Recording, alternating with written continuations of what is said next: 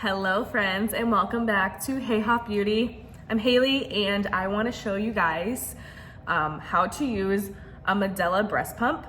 So I'm thankful that I have a sister who already had children and she had this pump with her son, which is her first child.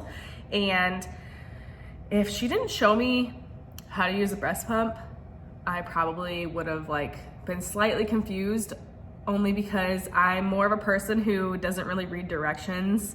I would have probably ended up having to read directions, but luckily my sister was there and she showed my husband and I both how to use the Medela breast pump. I will show you what it looks like in a couple of seconds, but I just want to show you some items that you get sent with your box when you get your breast pump. And mind you, a lot of insurances cover breast pumps.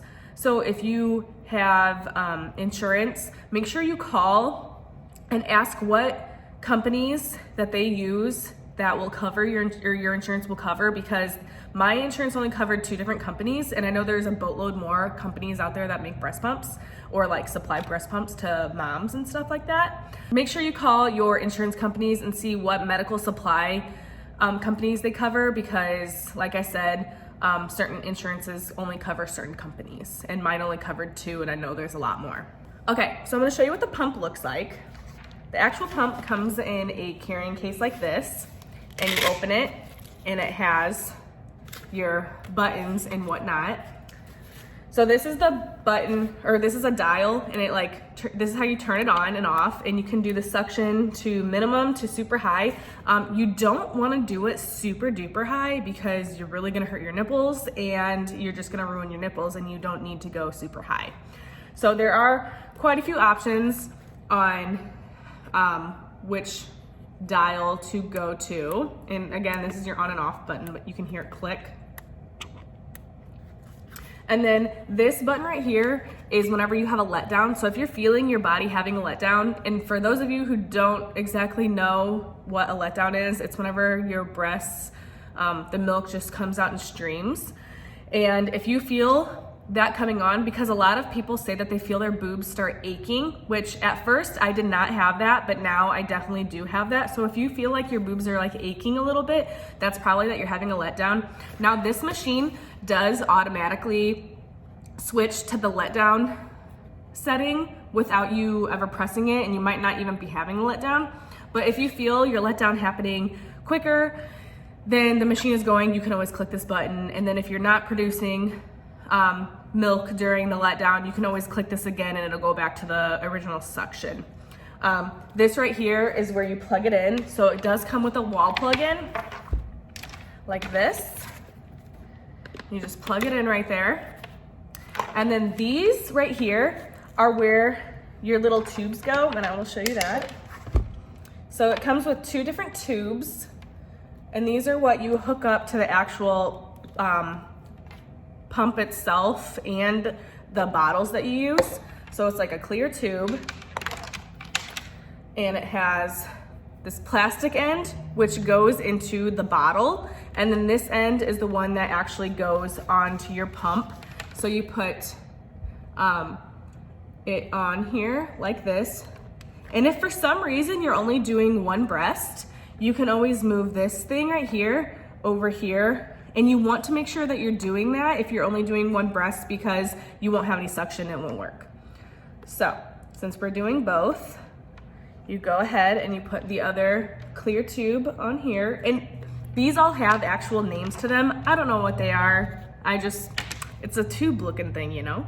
Your pump, when it's all put together in the bottle, it's gonna look like this, okay?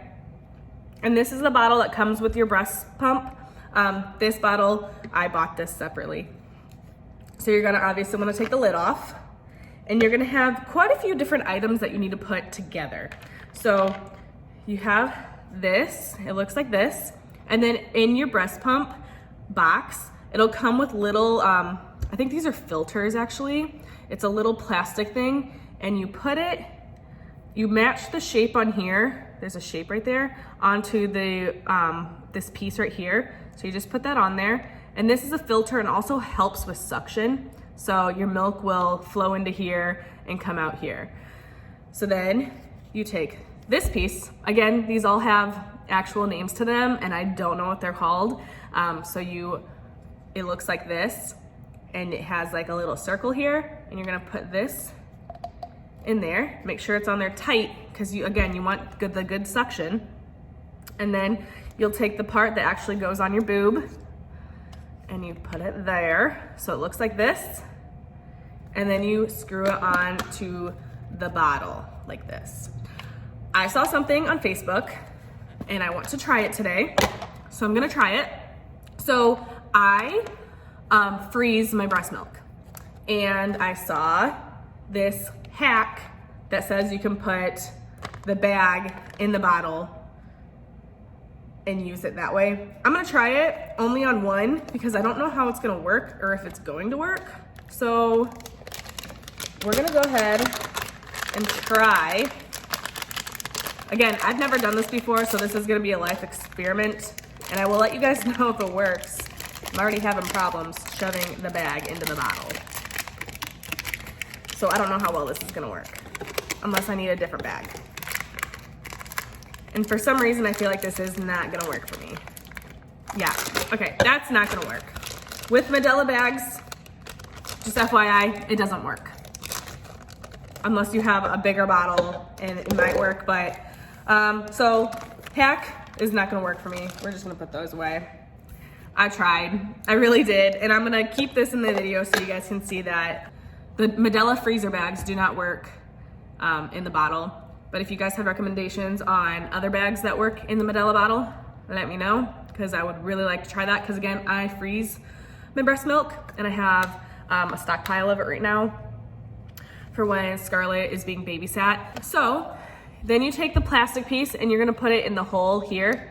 And you wanna make sure again that you have it really in there tight, because you want the suction to be good. And you're gonna do that with both of your bottles. Next, I recommend getting one of these. You can use this bra for breastfeeding or it's a pump bra, but you're going to put this on and then you're gonna take your bottle with the thing that goes around your boob and you're gonna like tuck it in here, and you're gonna make sure that your nipple is completely centered in this. So you want your nipple to be completely centered before starting. And you also wanna make sure that you have no items that are stuck like here. So like for some reason, if I have this on my boob and it's like this and it's stuck there, it's not gonna suction. So make sure that it's completely clear of anything, okay? So I do not have a breastfeeding or pump friendly shirt on today. I do have a couple of them and I got them from Amazon. So I have my pump on, or the items on, and I'm just going to hook myself up through the top of my shirt. I have pumped in this shirt before, so it's like a loose shirt, so it kind of works. But I do have breastfeeding and pump friendly shirts that I got from Amazon. I can link them down below. And I also have a couple of sweatshirts that I got from Amazon as well. And I really like them. So yeah, so today, not wearing a pump or breastfeeding friendly shirt, but this will work because it's a looser shirt. Okay, so now I'm gonna turn it on because it's all plugged in. And I can already feel that I have something caught in the way of the suction.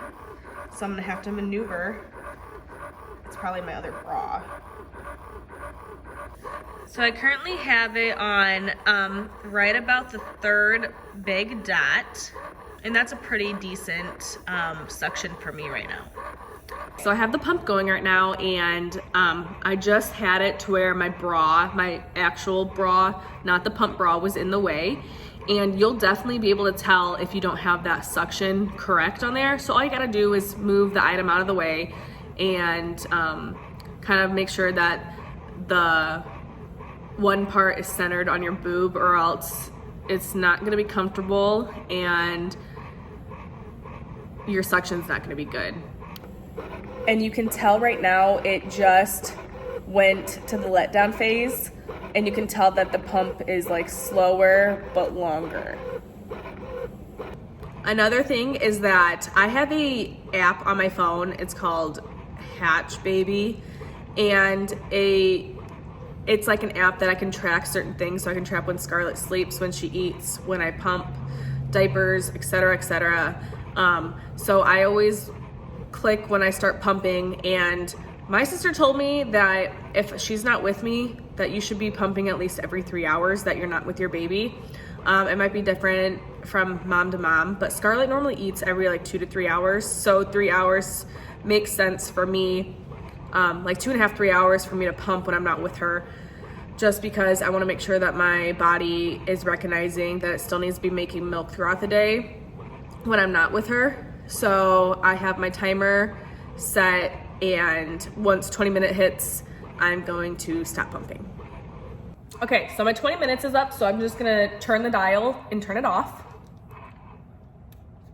Okay, it's turned off, and now you're just gonna unhook yourself because you don't want to take the pump with you. And now I'm actually just gonna go over to the sink and kind of take this all off, just because I'm gonna wash the stuff right away. So when you do take it off, you wanna make sure that you like kind of lean forward a little bit, because there could be milk stuck in the part that's connected to your boob, and you don't wanna get that all over yourself. So kind of lean forward, take it off, and make sure the milk slides into the bottle.